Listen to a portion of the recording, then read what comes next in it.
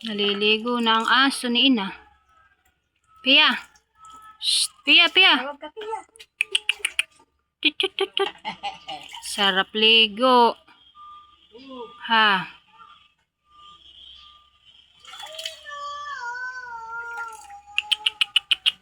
Pia.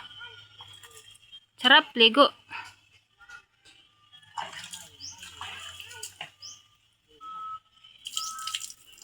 Iya. Si nanay pinaghuhukay ng gabi. Ilaman kaya, ayan, Ina. Ano yan, dapat ay papalahin na. Papala natin nga lang kay Bor.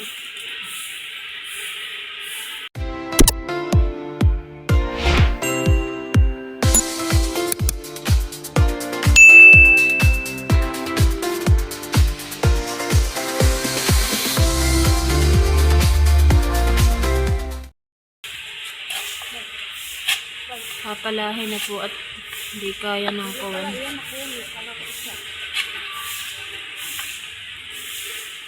May laman. Meron na nga nanay mga laman.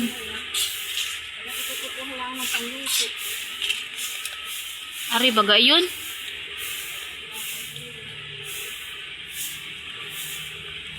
Aray!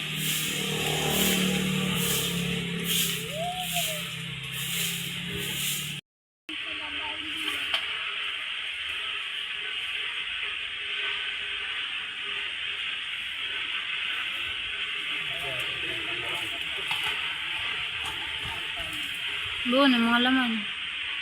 Yun. Ikilalapit-lapit ka pag naman ay babatukin mo naman.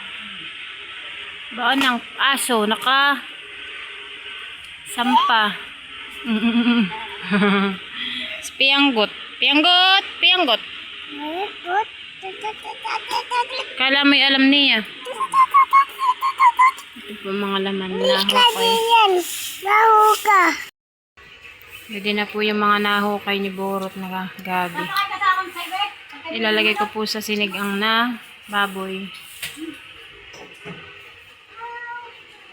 A few moments later. Kakayod si Papa. Kakayod si Papa, bebe. Nagkakayod ng niyog. Inilaga mo na yan, nanay? Hindi pa.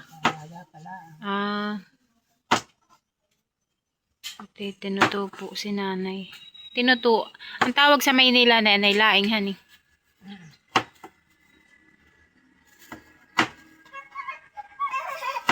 Sasama po niya yung laman ng gabi para masarap.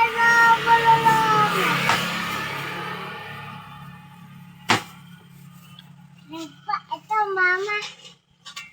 Ito. Hello po, ito, mama. Ay, ano yan? Hello pa po. Mama, ito. Ulan, pag nagkasakit. Ito po'y binilad na namin kahapon.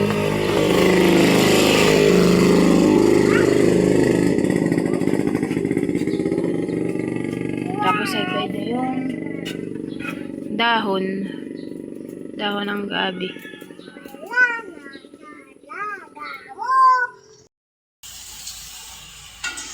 At badi po yung laman ng gabi.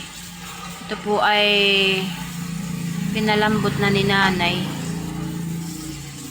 Masarap po talaga sa tinuto or laing ay may laman. At pwede naman po yung aming ilalahok.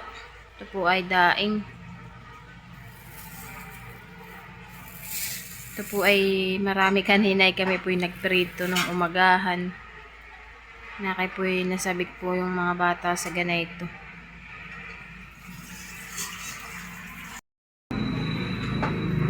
Nakapaghiwa na din po si nanay ng rekado. Nanay, anong kulang pa sa rekado? Kailangan pa ng salay? Salay. Mamaya kukuha tayo dun ah. Salay ang kukuha pa po. Bali, nagata na din po ni nanay yung niyog. Ito po yung unang gata. Ito po yung kakang gata. Nakasaklang na po yung dahon tsaka po yung pong katawan ng gabi. Ito po ay meron pang lawang gata. Parang babanlian daw po muna ni nanay o palalambutin. At ito na po yung tinuto ni nanay. Kanina po pagka pakulo po niya nung dahon at saka katawan ng gabi ay siya po yung nag-isa ng rekado, bawang at luya. At saka po niya nilagay yung dahon at saka yung pong katawan ng gabi. Saka yung laman. Saka po gata.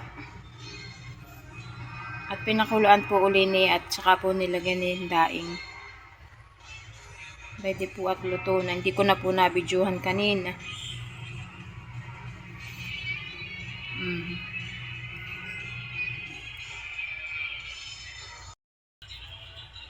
Ito po ay madami.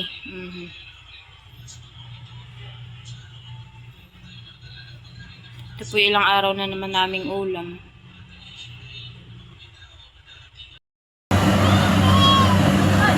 Nag-aanay na po dito sa aming likod.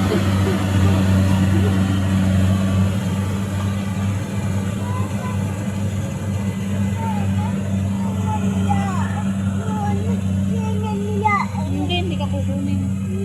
Opo. Opo.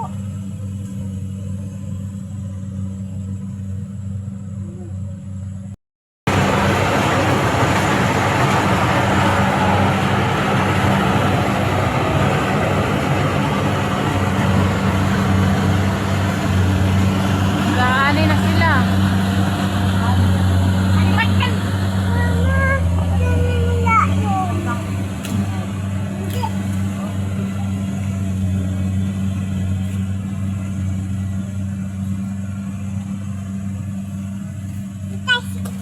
Wag. Ano yan? Ito ni Papa. Bye-bye.